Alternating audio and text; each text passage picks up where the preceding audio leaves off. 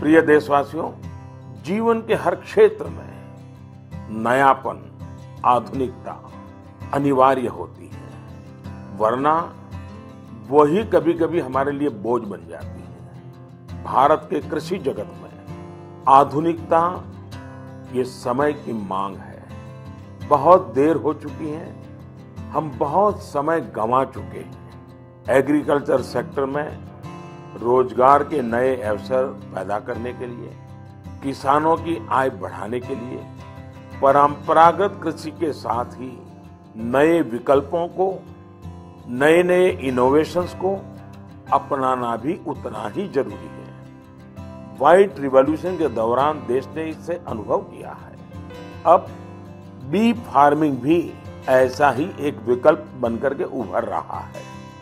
Bee farming देश में शहद क्रांति या स्वीट रिवॉल्यूशन का आधार बना रही है। बड़ी संख्या में किसान इससे जुड़ रहे हैं, इनोवेशन कर रहे हैं। जैसे कि पश्चिम बंगाल के दार्जिलिंग में एक गांव है गुरदुम।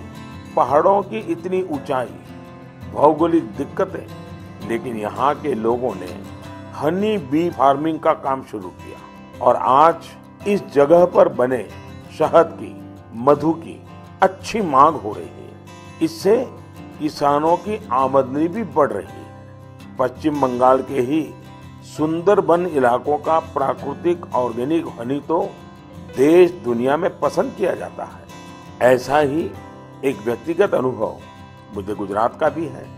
गुजरात के बनासकांठा में वर्ष 2016 में एक आयोजन हुआ था।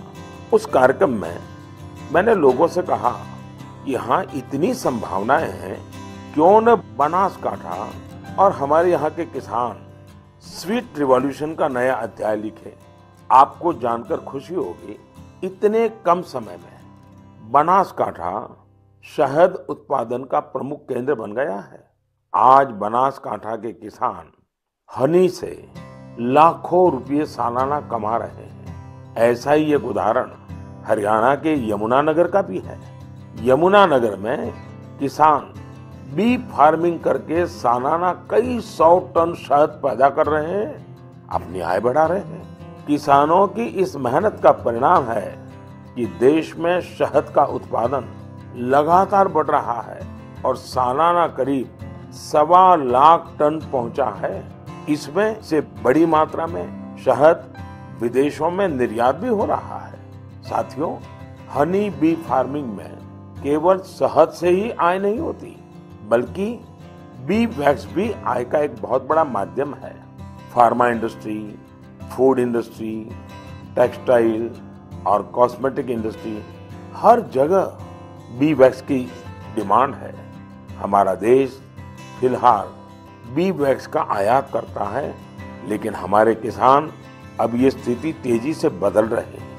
यानी एक तरह से आत्मनिर्भर भारत अभियान में मदद कर रहे हैं। आज तो पूरी दुनिया आयुर्वेद और नेचुरल हेल्थ प्रोडक्ट्स की ओर देख रही है। ऐसे में हनी की मांग और भी तेजी से बढ़ रही है। मैं चाहता हूं देश के ज्यादा से ज्यादा किसान अपनी खेती के साथ साथ बी फार्मिंग से भी जुड़ें। ये किसानों की आय भी बढ़ाएगा और उनके जीवन में मिठास भी घोलेगा।